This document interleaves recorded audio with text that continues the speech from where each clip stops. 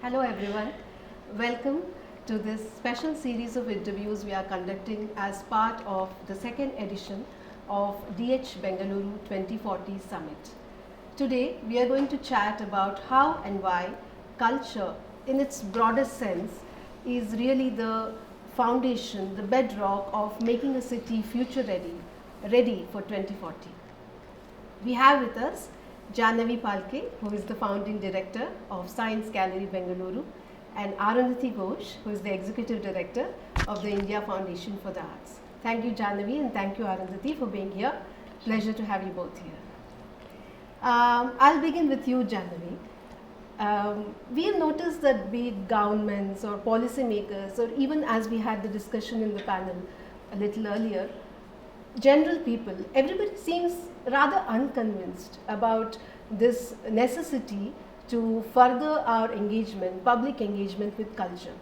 Even though all of us know that culture is really the bedrock of a city. It's what makes a city livable, more human. Why do you think this is so? Why is this lack of synergy? And more importantly, has anything changed in the past decade? Have you noticed any change? Yeah, so thank you very much for having me here. So, as I said earlier, Science Gallery Bengaluru is a public-private partnership, Yeah. and so the founding partner for our institution is the government, right? So they certainly are promoting an institution like ours, and they are establishing a few other institutions as well.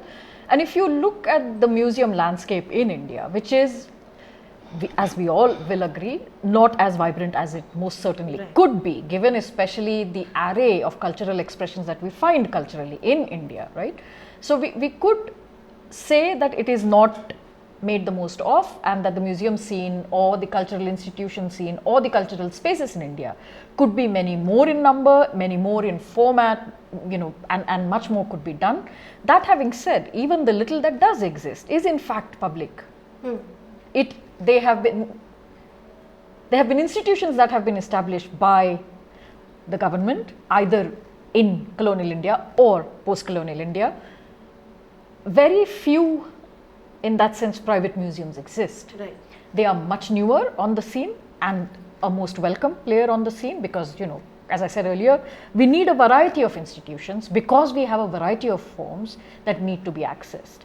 At the end of the day, museums and cultural spaces support a life of the mind, and in that sense, anyone who has the potential to and the interest to contribute to enable such spaces to happen must do so.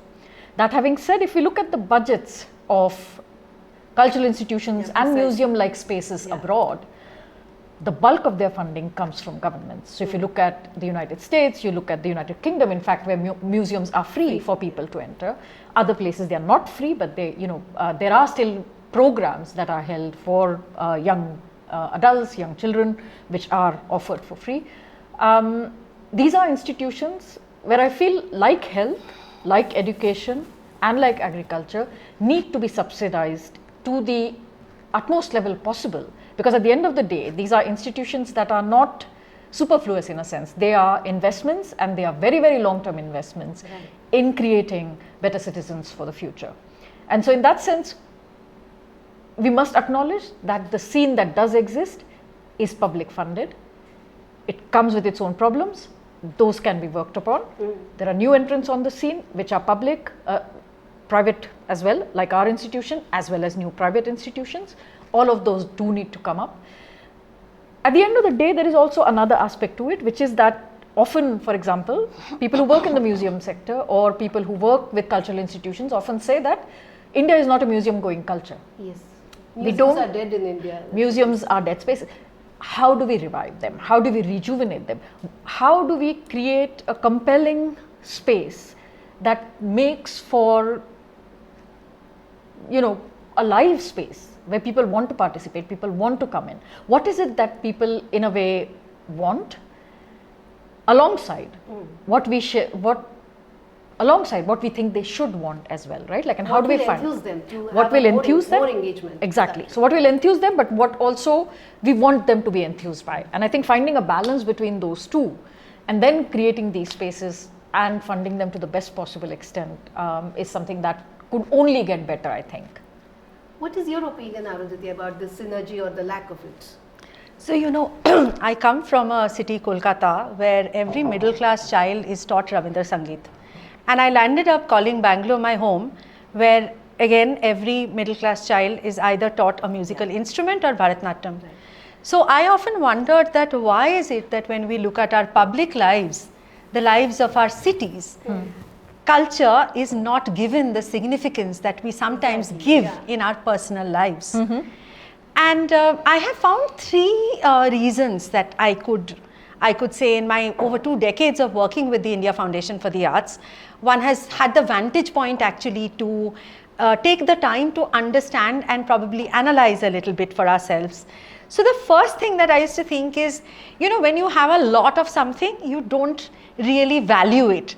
So in India, there is so much of arts and cultural heritage and contemporaneity around us that probably that's the reason that we don't give it the public importance that it should. Now moving from there, the second thing I thought was, given our history, the history of the newly formed nation, one could not connect commerce to arts and culture directly. So no matter whether that middle class child learned Rabindra Sangeet or Bharatanatyam, at some point you were told you have to become a doctor and or an engineer. This is not going to give you, this is not going to give you your livelihood. So the lack of livelihood generation options together with having pursued arts and culture, and an artist was always seen, I mean, parents would get really upset if they thought you were dating an artist, because you know, wo kamayega kya? So this idea that commerce or a possible livelihood can be created through arts and culture was a complete no-no. So I think that's another reason why you are always, when you're planning a city and you're thinking of whether you should put a mall or a theatre, like a theatre performance space, you are also thinking of commerce there, and you're being very short-sighted in the manner in which you're thinking of commerce, because there's a whole different discussion on how much commerce actually the arts and culture generates for a country like India. There are places like Singapore and the UK which have actually done studies to show. Problem is, in India it's not documented. It's not documented, and there's no research, and one should do that research directly, secondarily and tertiary, the amount of economy that this ecology of arts and culture actually generates. And the last reason that I feel often we do not give enough significance to the arts and culture in our public lives is because there is so little support that actually goes into it, from both the public sector as well as from private philanthropies.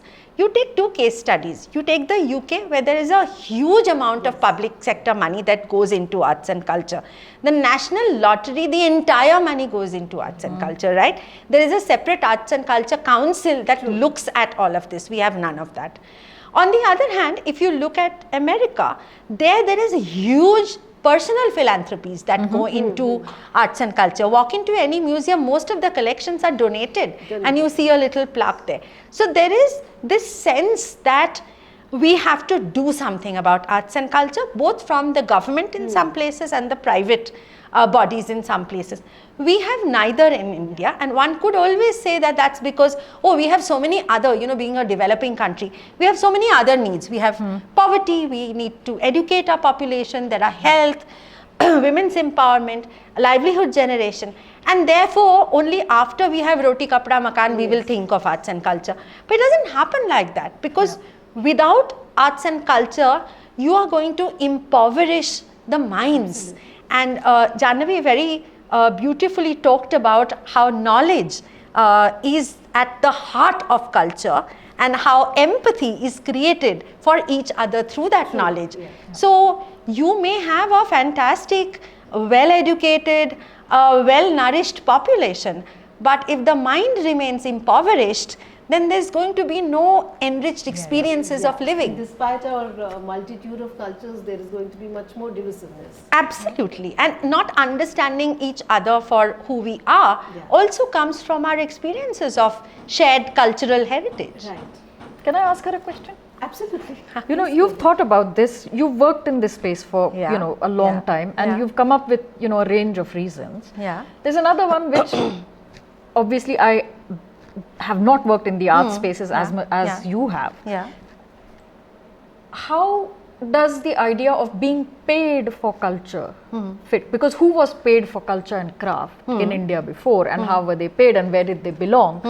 And what implications does that have for the person who is, you know, so Yeah. social status, social, Yeah. if you look at social stratification in India, who is paid to entertain? And therefore, where do they belong? And therefore, what implications and import that has to how we think about art and culture? Do you think there's anything? Well, worth I mean, you know, exploring this is a huge long conversation actually, because you're talking about three things distinctly here. You're talking about arts and culture's relationship to class. Yes. Arts and culture's relationship to caste. Yes. Because who does what Yep. is also determined by caste in this country. So we moved from royalty paying, Yes. royal patronage Yes. to other kinds of patronage, and now the patronage is the government and rich people, essentially philanthropists, Yes. right? It has to break there. It has to be everyone taking a share of it. Yep. As whatever can be subsidized for those who cannot pay is one thing, but those who can need to start learning how to pay for for it.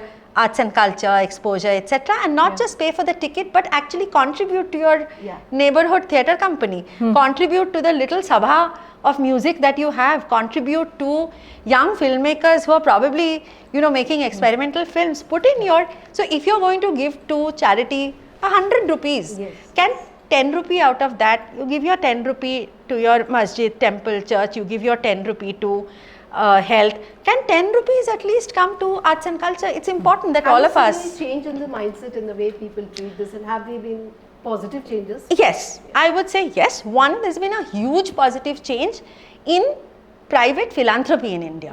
I think there has been a lot of both old money and new money contributing to the arts in different ways. Their interests are different. Old money wants to preserve, new money wants to create new arts. So that's great. You have contemporary arts and you know, heritage arts, etc., traditional arts being supported by these two kinds of people. Also, what has happened, I think, with a lot of exposure to younger people who travel abroad and come back with these experiences, and they want to create similar experiences here. So it is nice to see people become members of museums, or people become, so that concept that you have to have a stake in it has also, I think, increased. But what has not increased, unfortunately, is giving access to people who cannot still afford it. So for example, where are our arts program for our government school children? Where do they go? And some museums, of course, have created, and I know MAP does a lot of it. I'm sure you will have your plans for Science Gallery to have special programs, but which will need to be subsidized by someone. That actually brings me to the question that I wanted to ask you about, because you both are facilitators in the sense of this cultural and scientific integration, as you put it, in the Science Gallery.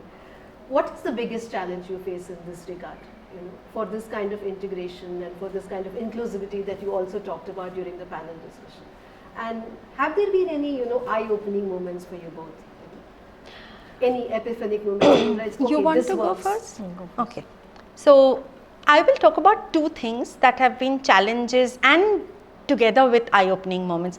The first challenge for us, because we are a charitable trust and we have to raise our own funding. As you know, we make grants and we implement projects in the arts and culture across the country.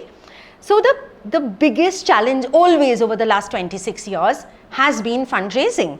Where do we go to raise money? And since we don't go with government money, it's all private philanthropy.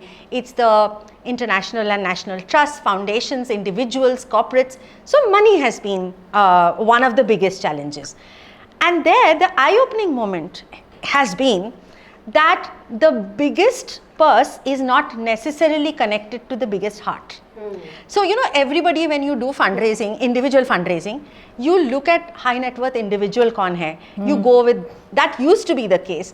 But I think we've all in the non-profit sector learned this lesson, that you have to find the biggest hearts and then create ways in which whatever they can give, they can give. That way you find a larger, so you play the volumes game rather than the three people supporting. And that's also good, because when they can't, or they change their mind, or they want to give something somewhere else, you have a large portfolio of donors, small and large. So, our smallest donor, the least that one can give to become a member at IFA, friend at IFA, is 5,000 rupees a year. Right. And even below that, you can give us 500 rupees, we'll take it with the same smile that we will take a 1 lakh rupee check, because we've learned. So that's one. The second thing that has been a big challenge has been to ensure that all the different kinds of marginalizations that are there in our society, caste, class, language, religion, region, Gender. urban, rural, gender, sexual orientation, how do you engage with all of that equally? So, for example, at IFA, we accept proposals in all Indian languages.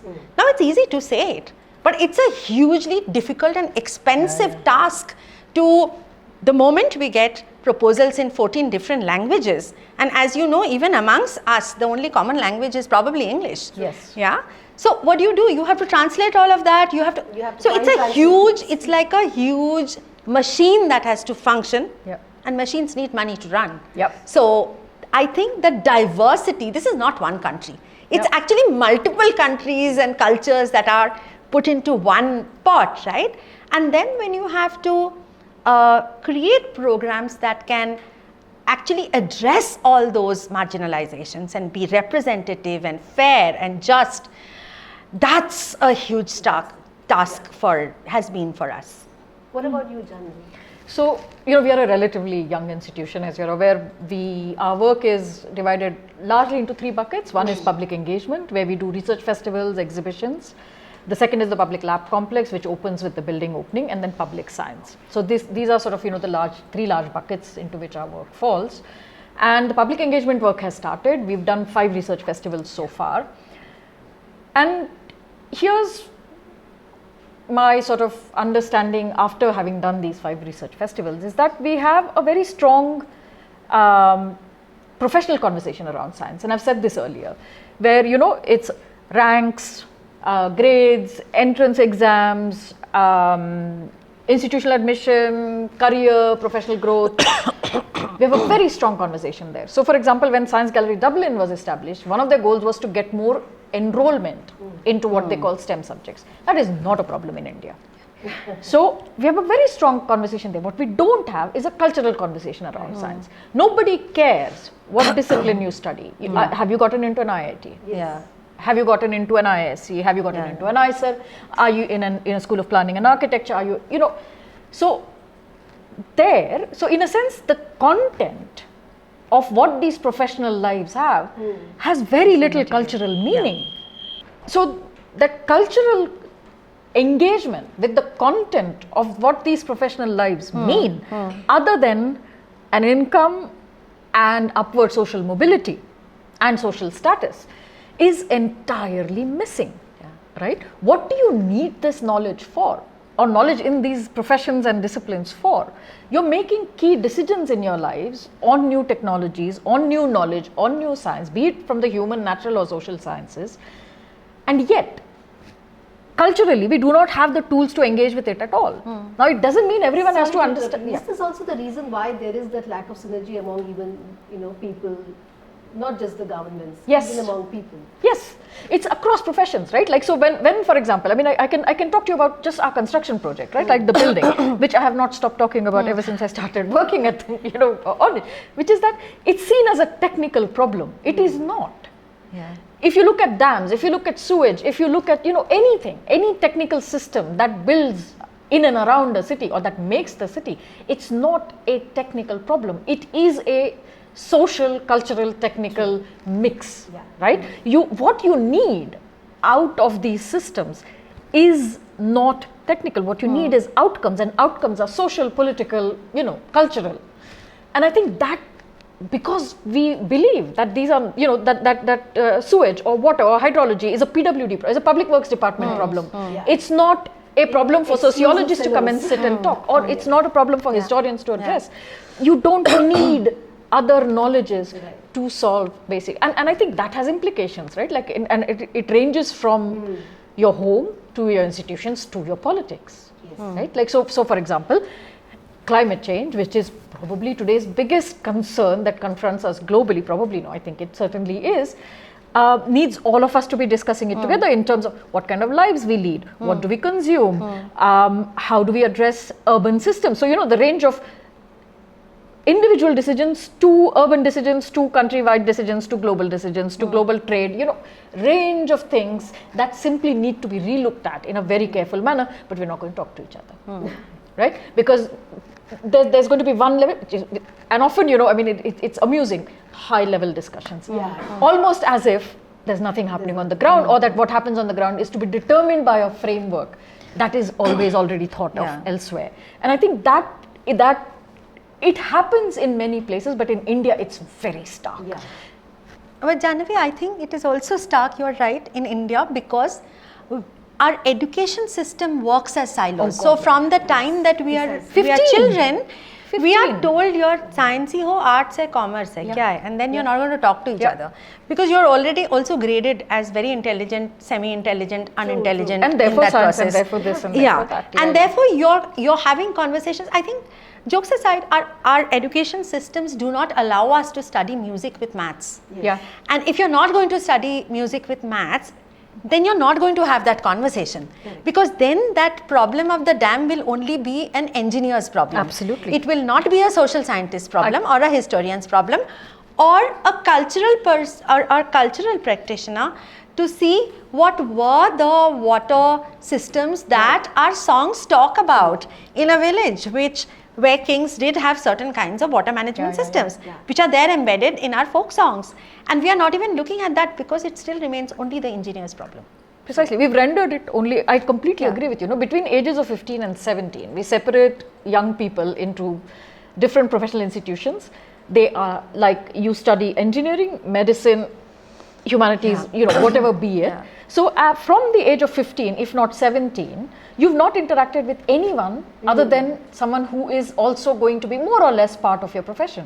What does that mean? I mean, you know, it means that as an engineer, you do not know, or you've not interacted normally with a historian or a cinematographer or a musician or an artist as a dorm mate or someone who, you know, eats food with you or, you know, goes out with you, etc. And as a result of which the normality of people having different ways of thinking, different cross-disciplinary thinking, cross-disciplinary understanding. So we are it's very limited. arty people. This kind of and also, silos.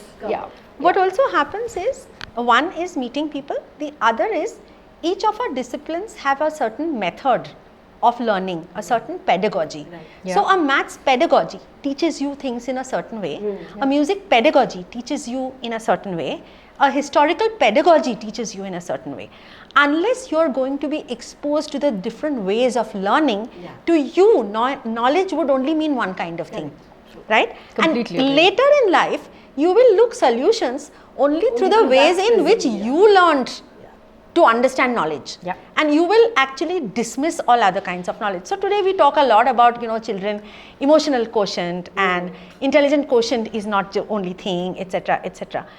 But still, if you see, the emphasis that most parents put is on the intellectual outcome, and everything else is secondary.